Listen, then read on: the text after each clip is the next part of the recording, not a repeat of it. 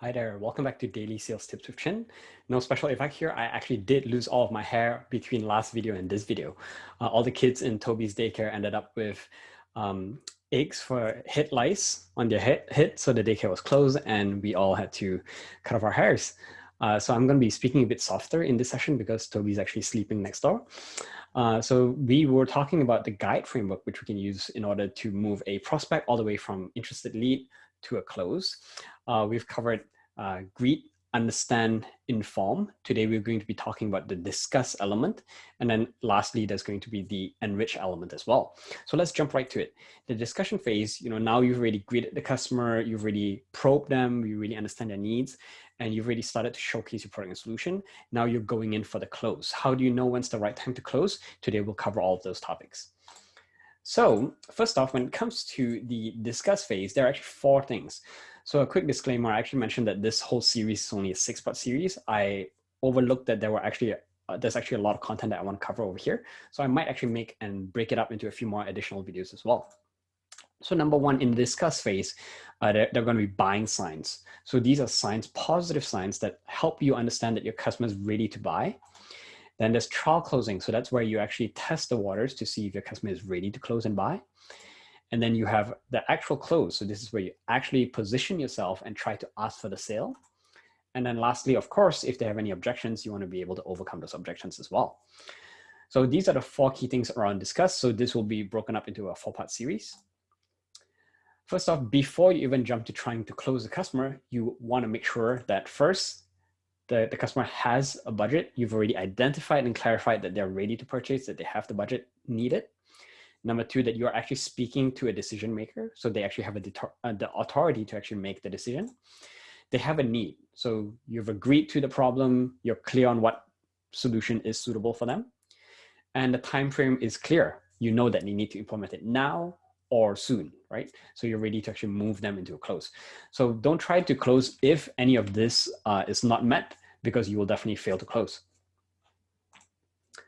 So what are some buying signs? Buying signs are just basically positive signs that let you know that your customer is ready to move on, right? So you're pitching to your customer, and then if you start to see that they're exhibiting some of the signs, it means that you're ready to either try and close or go in for the close itself.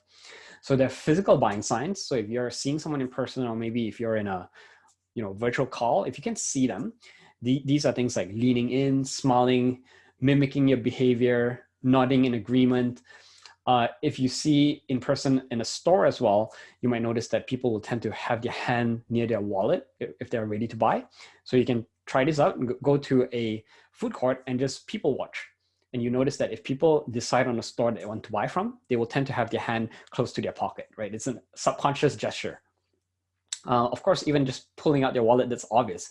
But sometimes sales reps, they're so in the moment, they focus so much on pitching and over justifying themselves, they don't even notice that a customer is exhibiting some of these really obvious behaviors, like even pulling out their wallet. I've seen that happen, and a sales rep still doesn't go in for the close, even though the customer already has his wallet out.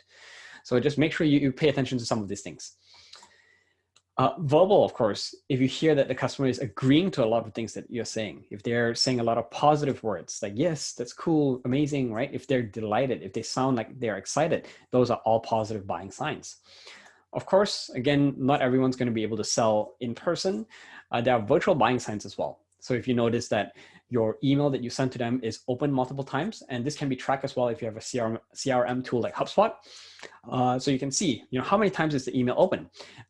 Is the email forwarded and shared often, right? If you notice that the email was forwarded and open from different IP addresses, it means that the entire organization is quite interested and there's an active discussion on using this product or solution.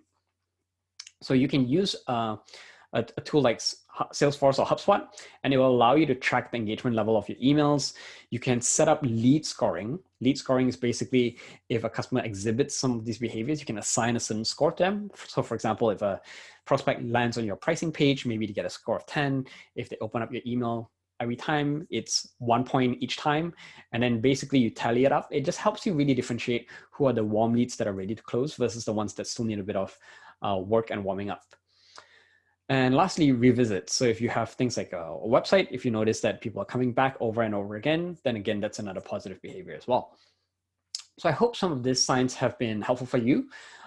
So again, today we just touched on the buying signs. Tomorrow we'll dive into trial closing. So how do you actually position yourself? How do you know if the customer is ready to go in for a close?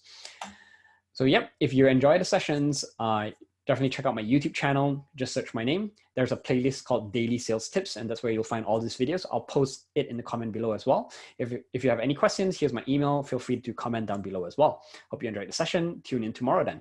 All right, see you.